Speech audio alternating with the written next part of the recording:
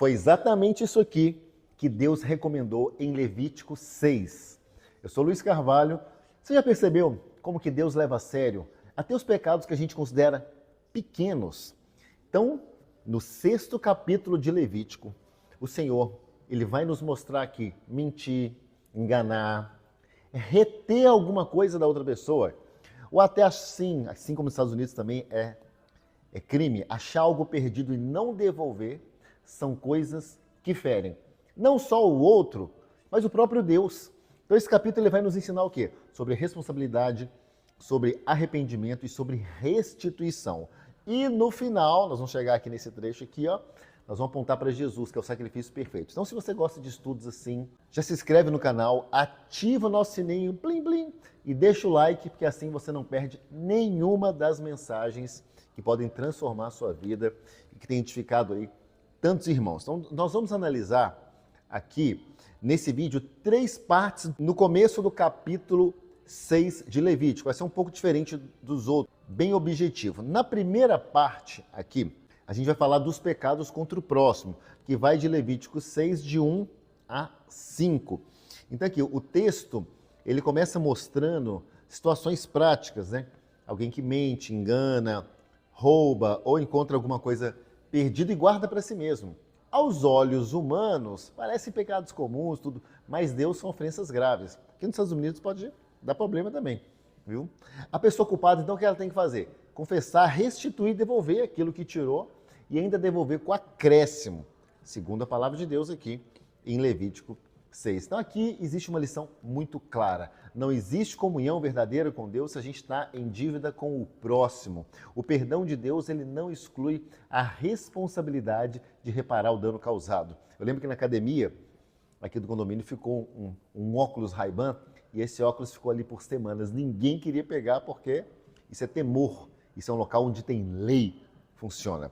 E ainda na sequência, na segunda parte do capítulo, nós temos os sacrifícios pelo pecado, que vai de 6 a 7, que é o seguinte: depois da restituição vinha o quê? Vinha um sacrifício. Então, um cordeiro sem defeito, ele era oferecido ao Senhor e assim o pecado, ele era perdoado. Então aqui a gente vê duas coisas, duas verdades. Primeiro, que o pecado, ele custa caro. E segundo, que só o sangue inocente podia trazer perdão. Então isso o quê? Isso já apontava para Cristo, o cordeiro perfeito que pagou o preço por todos nós.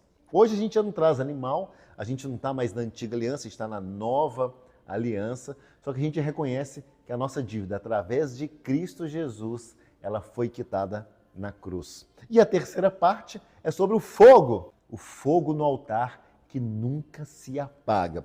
E aí é um trecho que vai de Levítico 6, de 12 até 13. Então o destaque aqui, o que chama atenção é a ordem de manter o fogo no altar aceso continuamente. Como diz aqui, ó, o fogo arderá continuamente sobre o altar e não se apagará. Então isso aqui simboliza o quê? Simboliza a adoração e a presença de Deus entre o povo de Israel, o povo hebreu. Para nós hoje significa o quê? Que a chama da nossa fé, a chama da oração, do jejum, do louvor, da devoção, da leitura da palavra, não pode se apagar.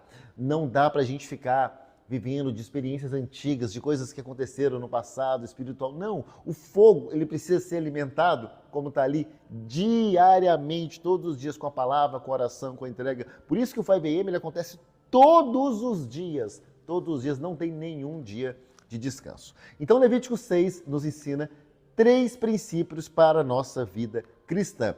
Primeiro aqui, responsabilidade. Se a gente feriu alguém, se a gente pegou algo emprestado, né? A gente precisa consertar, pedir perdão e devolver, restituir. Segundo, arrependimento.